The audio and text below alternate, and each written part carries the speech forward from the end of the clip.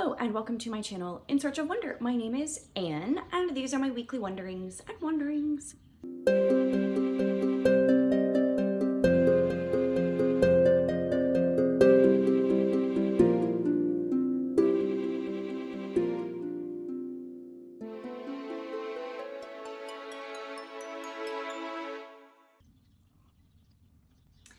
This week with my reading, my wanderings are taking me in part into Eastern Europe, which is why I am drinking from this particular mug that I actually don't know where I got it from.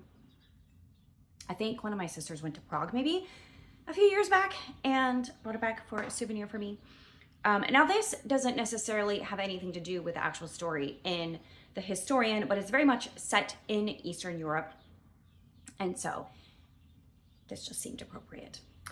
And yeah, that's what I am working on this week. I'm buddy reading that with Molly and we are reading 20 chapters a week. I finished the 20 chapters last week. And so this week I'm trying to get up to chapter 40. I'm really enjoying it overall. It is a little bit on the gruesome side. You know, I mean, it's about Dracula and researching Dracula. So there's definitely a little bit of that in there. And the other thing that is hindering me from 100% total enjoyment of it is that we get three perspectives. One is the main narrator, which is a young woman, a girl at the start of the story. And I'm not sure how much she ages over the course of the story. I'm only 25% of the way in. But we get her perspective and it's in the first person. But then her father tells us stories. Well, he's telling her the stories, but she was relating her father's stories. And they are also all related in the first person. So like an entire chapter will be dedicated to his story being told by him in the first person. And then also his father had a professor, and we get some background information from the professor, which is also told in the form of letters and notes and journal entries. And those are also in the first person. So it's not always easy to keep track of who is talking at any point in the story. Plus, it spans a period of time of at least 40 years, not to mention that they are researching events that happened many years ago. So some of it is a little bit confusing for me to track. I do think the confusion part as far as like the period of time, like that's on me, but the confusion of who is narrating, I think that could have been done better. That could have been delineated better in the structure of the novel as far as who is talking at any given point. But otherwise, I'm very much enjoying it. I'm curious to see where the author is going with this story. I have some ideas, but so far nothing concrete. So that is the primary thing I'm working on right now. I am also working my way through A Tale of Two Cities by Charles Dickens, really enjoying it. Again, I'm about 25-30% of the way through that one and shaping up to be my favorite Dickens novel ever. So we'll see how it goes from this point. It's just, I feel like it's more tightly written than some of his. It's just, some of his books can get very meandering and we take long routes around to get where we're going. This one just seems a little bit tighter. So I think I like it because of that. And I'm also working on Wired Love, and that one I should be finishing up soon. That one is really easy, quick reading. When I sit down to read it, I can finish off a chapter in minutes, but I don't have that much time to sit down and read it because I'm prioritizing these other books. So my marker here, you can see, is on 3 books read. That's because I finished The Practice of the Presence of God last week. Loved that. Highly recommend for every Christian. It's very impactful, very profound, really great book. I also finished the devotional, The 12 Ways of Christmas by David Jeremiah. And that was pretty good, but it wasn't amazing or great or anything.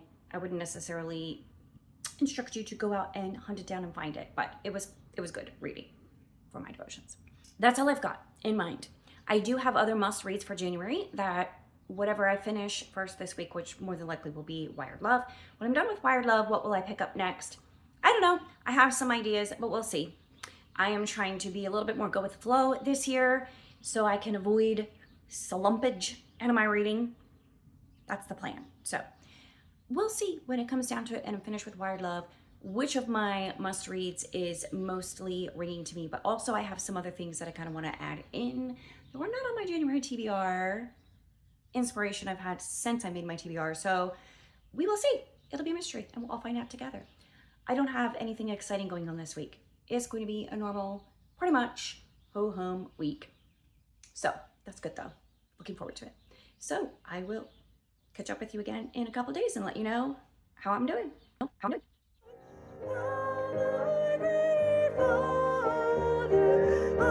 Thy true Son,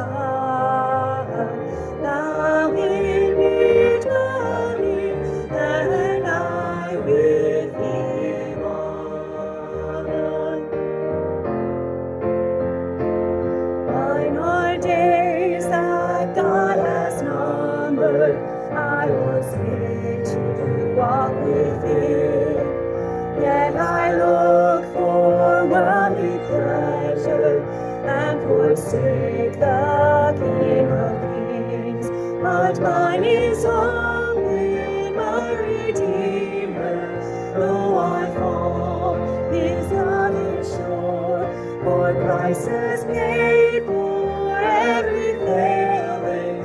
I am His forevermore. Come rejoice now, O my soul, for His love is my reward. Here is God and hope is shown. Christ is mine forevermore. Come rejoice now, O my soul, for His love is my reward. Here is God and hope is shown. Christ is mine forevermore. Hello. It is Sunday evening, and I apologize for the strange angle and the tilted nature of this video, but you're on books, and anyway, I don't have time to fix it. So I just wanted to say that I finished reading Wired Love, and also I dropped it on the floor. So one moment. Wired Love.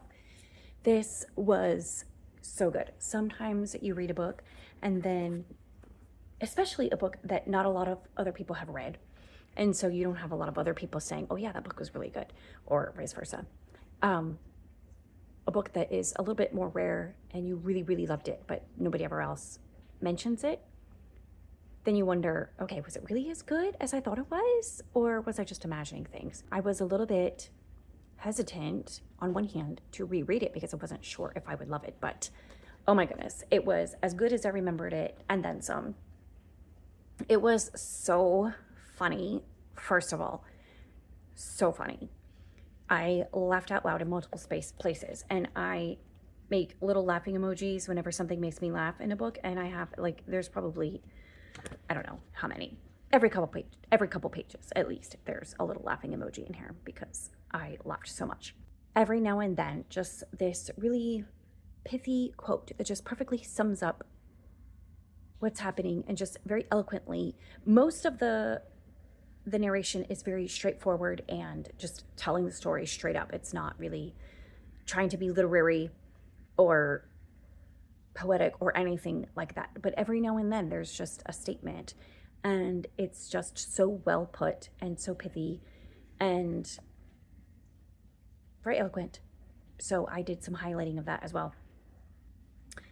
I also found there was a lot of information that I didn't remember from before. Well, I guess I didn't remember it, but I did note it in my initial review when I first read this book, that there is a lot of information about the telegraph industry at the time. You learned so much about it when you read this book, and it's really interesting. And not from a dry technical standpoint, but from the standpoint of someone who's actively doing it in their daily life. And so it just comes up in the story. And so the author just quickly explains what's going on. And it's really cool, like the ins and outs of telegraphing people. So that was really cool. It's very relatable because they kept referring to each other as invisible, like when they were invisible because they could talk to each other, but they couldn't see each other on the wire. It's very relatable for us because we live in an online world, right? And we have a video, so you can see me, whatever, but we're not in person, we're not face to face. So we don't really know each other in that sense. And yet, just like they did when they actually met in person, they were able to, like, their relationship had already started, right? So when you and I, if we ever get to meet in person, it's the same thing. Like, there's, in a sense, we know each other. If we've communicated in the comments or via messaging somewhere else through Vox or something, like, then when we meet in person, we've already had a kickstart to the relationship, so to speak. And so we can get to know each other faster, already have that connection, even though we weren't in person. So nothing replaces being in person, but this virtual relationship can kickstart of something. I feel like I'm being rambly, I'm sorry, but it's just really interesting how she draws that out throughout the story and how relatable it is to our modern life. And she also uses metaphors from the telegraph world in the story. There's one point, for example, when there's 3 different potential couples in the story. They don't all end up as couples, but there's 3 different potential ones. And so at one point she talks about how their wires were crossed, but you're literally talking about telegraph wires. You know, someone has connected the wrong wire to the wrong person. And so she uses a lot of metaphors like that and a lot of slang from the telegraph world as well. And so it's just fun. It's just a fun read all around. And also, one other thing I did notice this time that I had not noticed before is that there are a lot of bookish references. I can't remember if I'd said that before, but she mentions Dickens and Shakespeare quite a bit, but then there are some other references as well. And so that's just fun. It was just so good. I definitely recommend. It's just a great, fun classic, but extremely relatable and feels very modern in many ways, even though it was written in 1879. So I had so much fun reading that. And now what to replace that with. I actually have one book that I started. I'm only a couple chapters in. That is The Fabric of Hope, An Irish Family Legacy. I'm reading this for Jane Reed's Christian Fiction Bingo for January. It knocks off both of her prompts for that one. And I just started it. They're starting out in Ireland and struggling financially, you know, with poverty, whatever. So they're making plans to go to the New World, but we haven't gotten to that yet. The main character, the woman here, her father has passed away. And so I think this is based on the author's family background. So that makes it all the more realistic. And then I also decided, I don't know, I hope to pick it up pretty soon this week, maybe when I'm done with this one. I switched gears. I was going to count the practice of the presence of God for my Reading the Classics challenge, but then, as I mentioned in my last week's vlog, I keep dropping books. I wanted to actually make more of an effort to read American books. So this is one that is epistolary, and it's on my shelf. It's on my physical TBR. It's on my 50 by 50. It checks all the boxes. So I'm going to read Flowers for Algernon by Daniel Keyes, and I will get that started after The Fabric of Hope, hopefully this week at some point. I am keeping pace with The Historian. I read several chapters of this today and really enjoying it, getting deep into the story. It's kind of at a place where it's hard to put down to read something else, so that's good. But I will set that aside, I think, for the rest of this evening and be working on The Fabric of Hope and enjoy reading that. So that is my update for now. I'll chat with you another time. I'm just a mess, so this video is a hot mess, but it's okay. Earlier today, I forgot to tell you, well, we had church because it's Sunday, and so I was on the song leading team, but also I was playing the piano because the person who was scheduled to play the piano today was at a funeral, and so I was 2 people at the same time. That was fun. Played the piano and sang at the same time. I don't normally do that.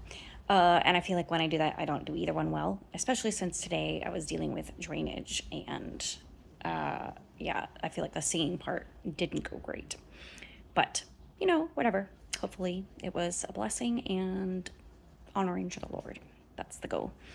After church, I had made plans with a friend of mine to go for lunch because everybody else in my family had other things going on after church, meetings, youth group stuff. And so she and I were going to go out for lunch, but then a whole other group of people were planning to go for lunch at an Indian restaurant, and they invited my friend and I to go with them since we were planning to go out for lunch anyway. And we were like, okay, sure, but we don't really like Indian food. And they're like, oh, it's going to be good. You can get butter chicken, which is good. I agree. And they're like, there's stuff that's not too spicy, so it'll be fine. So we went. Spicy is not the problem for my friend because she's from Ethiopia and yeah, they eat spicy food too. But anyways, the spicy food wasn't the problem for her. It just wasn't like her favorite thing. But anyways, we went just for the sake of fellowship and being with our friends. And so actually it was quite enjoyable. And they had lunch specials. That was a lot of food. And I ended up getting some tandoori chicken, but there was also like chickpeas in a sauce, and there was rice, and there was the naan was amazing. That was a really good naan. And then they even gave you a little dessert, a small little bit of dessert. And I had some chai as well, some masala chai. It was really good. A wonderful time with friends. So, had a great day today. Forgot to share that with you in this vlog, but there you go.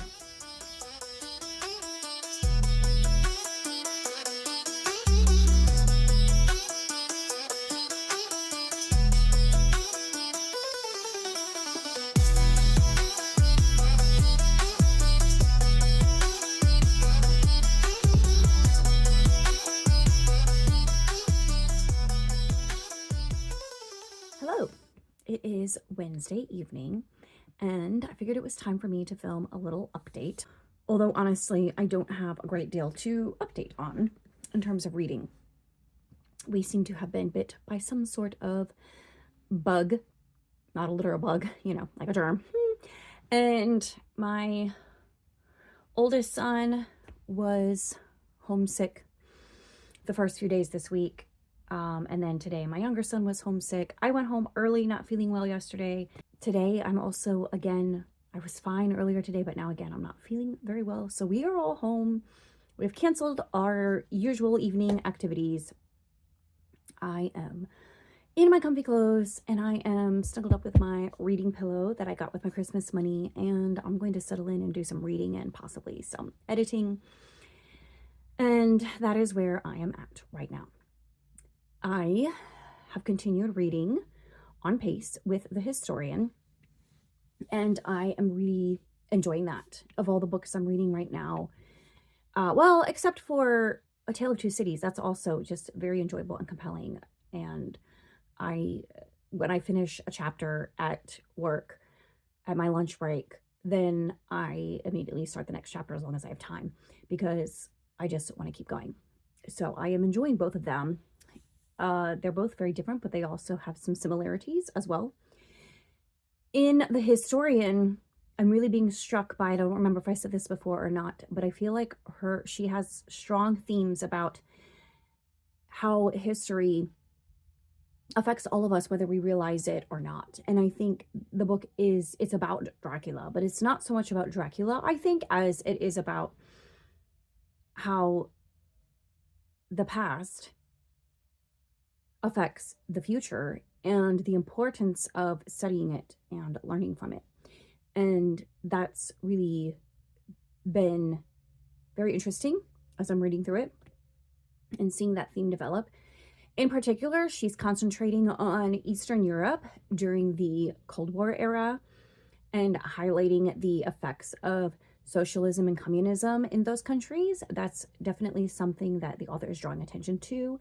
So it is a very timely message. It seems like in the past 150 years or so, every culture has dabbled in socialism/communism to one degree or another, usually failing miserably and resulting in disaster more often than not. So I think it's a timely reminder. Anyway, enjoying that. And A Tale of Two Cities, I am just kind of taking it as it comes. Like, Dickens definitely weaves his stories with obscure threads. And what I mean by that is that you see what's happening, you understand what's happening in the moment, but you're not quite sure what the eventual tapestry is going to be that he is weaving together. You're not really sure what the big picture is yet. At least I'm not. That's my experience reading it. And so I am enjoying the weaving of these story threads and the characters that I'm meeting and the situations that are happening, but I'm not exactly sure yet what the big picture is going to be or what it's going to look like when we get to the end. So I'm enjoying it though, the journey. I also am reading Fabric of Hope, which is my read for Jeanette's Christian Fiction Bingo. And it reminds me a little bit of Karen Kingsbury's book, which I didn't read the book, but I watched the movie about The Ring that came out in December or November, December last Christmas season. This just most recent one. And I watched the movie with my sisters. I didn't read the book, but it's a very similar idea, except instead of a ring, it's a quilt. So this woman is searching for a quilt. And then you also are getting the backstory of when the quilt was created with her ancestors, like her great grandmother, I want to say. And so it's an Irish family that's going to be moving to the States, or actually at this point in the story, it's Canada that they're heading towards. At some point, they end up in the States, I think. So I'm not exactly sure how all of that plays out, whatever, but it's interesting. It's her first fiction novel, the author's first fiction novel. And so I feel like you can see that in the narration style. It seems maybe a little bit stilted, not as easily flowing perhaps as a more well-seasoned author. She has written several nonfiction works, so it's not like writing was new to her when she wrote this. This book is, I don't know, 15 years old or something, but and she's written a lot since then. So, however, it is readable, it's interesting, and I am looking forward to finding out what happens with this quilt and if the struggles that the lady in the contemporary timeline is going through, how those struggles will be resolved. So I'm enjoying my reading. That's what I've got going on. I'm hoping to finish the Fabric of Hope one sooner rather than later. But the interesting thing is I'm basically at 30% in every single one of my books. So they're all different lengths, but basically every day I've been the same percentage progress in each of them. Right now it's roughly about 30% of the way through each of them. So yeah, I'm hoping to get closer to 100% soon here with one of them. So that's what I got going on reading wise, life wise. I will see you again later. For the Brighter Winter Reading Challenge, they had an idea to fill a pot with plants to bring color, and they linked to a video with instructions. Mine doesn't look quite like the video. Bit of a Pinterest fail, so to speak, but I still like it. And I picked up these berries and the pussy willows at Trader Joe's, and I love them. The berries are shriveling up, but I think it's okay if they dry. It'll still look good.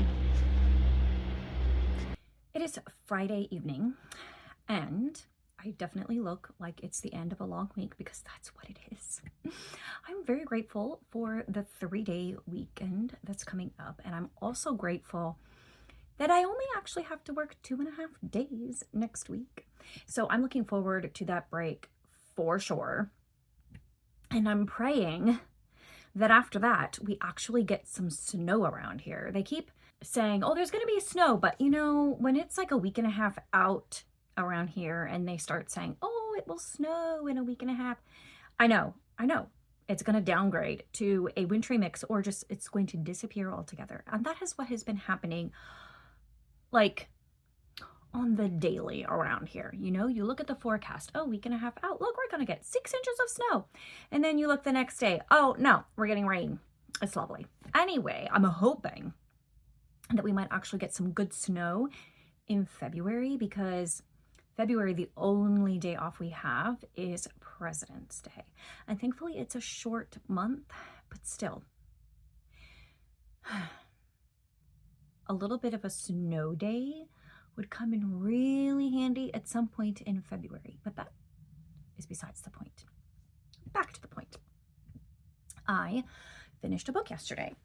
Oh, also, I mentioned that we were all not feeling well the past few days, which means that I came home, canceled all my evening plans for the last 3 evenings, and came home as soon as I possibly could and just rested, which means I got a decent amount of reading done, which is wonderful. The good thing is we are all feeling better. I'm guessing it was the flu. I don't know. I don't really know. The boys each had to stay home a few days from school this week. Like I said, I came home and rested as much as I possibly could. I missed a half day's worth of work. And my husband was sick before any of us were, and he basically slept a lot of the weekend. But we are all better now, more or less. My youngest son didn't go to school today, and he wasn't able to play his basketball game because he still had like the body aches from the flu, but he doesn't have a fever and he has his normal energy levels. So we're on the mend. We're good. It's wonderful. I read a book. I read The Fabric of Hope, An Irish Family Legacy, which you may not remember, but I met this author a couple different times at book author events around here in my area because she is a local to me author. And she writes books set in the Thousand Islands that are in between New York and Canada in the St. Lawrence River there. I'm learning more about this geography. I didn't really know anything about this place before. And this was the very first one that she wrote.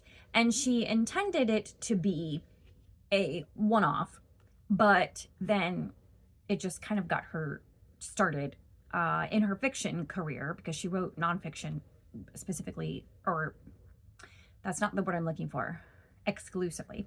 She wrote nonfiction exclusively prior to this one.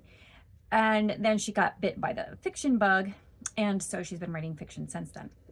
It is what you might expect from a debut fiction novel. Now, sometimes debut novels will blow you out of the water by the skill that is portrayed. Sometimes, you know, an author leaves it all in the debut novel, and then they don't have anywhere to go but down from that point, and so that's what happens. But this one is more what you might expect from a debut author, in that the story is interesting, the characters are interesting, but they're somewhat underdeveloped. The narration style, I think the author was still kind of like trying to find her way as for her style of narration. It's definitely very straightforward, but there's a lot more tell than show, if you will. So there's that to consider. However, it was definitely a worthwhile read. I wanted to read it through all the way to the end. It has 2 timelines in it. In the historic timeline, there is an Irish family emigrating from Ireland to one of these islands in Canada, because some of them are owned by Canada and some of them are owned by the United States, I believe. So they were going to an island that's actually owned by Canada, and the description of their journey was actually really well done. That was one of the highlights of the book for me, because the author, another highlight, did incredible research. So you can see like where her background as a nonfiction author really helps her write a solid, substantial fiction novel. So we have this journey, and it's that aspect of it was really well done because it was thoroughly researched, and you felt like you were there on the ship experiencing that journey with them. And on the way, you learn about what it was like for immigrants traveling via water at that time in the 1800s to the New World, and the struggles that they had in Ireland, and etc. Also, they had to take a flat, they called it a bateau, which I think is just French for boat. So I don't know like what specifically kind of boat it was, but it was like this flat boat that they had to take to go over once they got off the ship to go on the rapids on the St. Lawrence River. Apparently since then during that time they were building canals. So I think there were like 2 canals that they were able to use on this journey, but then there were like 5 different sets of rapids that they had to go through. 2 of them had canals, 3 of them didn't. So it's a very treacherous journey And it took days. It took like a week or something like that. And I knew nothing about that. So that was really interesting learning about that. And then the contemporary timeline is about one of their descendants. And there is a family quilt that connects the two stories. And then there are the main character in the contemporary timeline, Maggie, is going through parallel issues or struggles or conflicts to her ancestor in the historic timeline, whose name is Margaret. So there's some parallels in the storyline there, and their journeys have some similarities, even though they're going through very different things. So their spiritual struggles, etc. The faith content is very strong. So if you are someone who really likes really strong faith content in a book, that's definitely the case with this one. So overall, I settled on 3 stars for that one. And then I was like, what do I want to pick up? What do I want to pick up? And I had 2 other must-read books on my list for January, mostly because I switched gears and I changed my mind. So books that I've already read didn't actually count for what I wanted them to, which is, you know, my own whatever.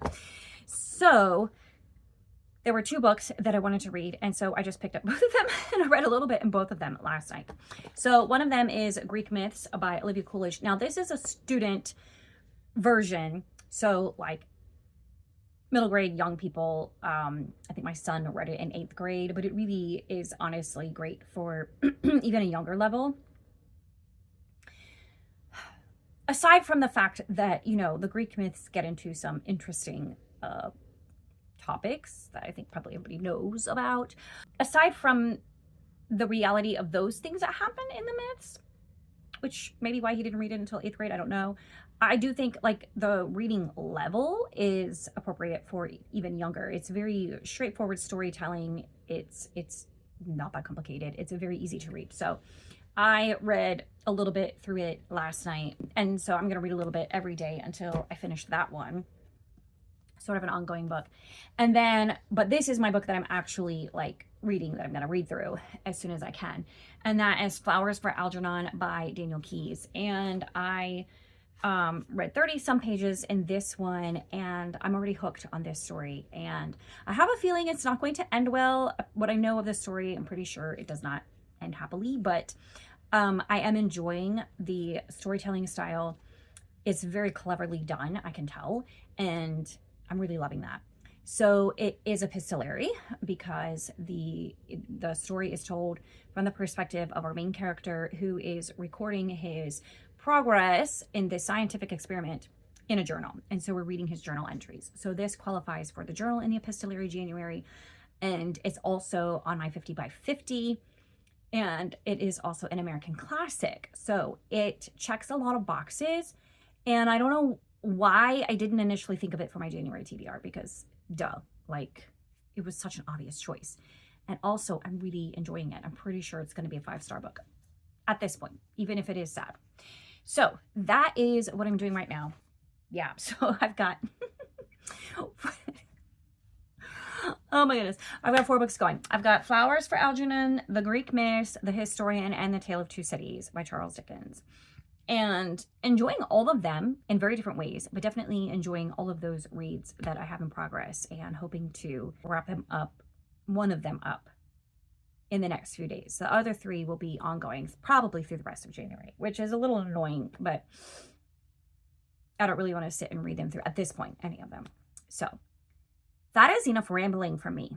We have had enough rambling from Anne today. So I'm going to sign off here. This is my vlog, my weekly wonderings and wanderings. I'm sorry, I feel like it's not a very interesting one. So if you stuck through to the end, put something colorful, a colorful emoji, even if it's just, you know, I think they have like little dots of color or something, right? Maybe a flower or an animal, or I don't know, something colorful. Fill up my comment section with colorful emojis if you've made it this far. And also, if you feel like leaving an actual comment, let me know how your reading has been going as we are entering into the doldrums of January. And if you're reading anything epistolary, let me know how it's going, and I will talk to you next time.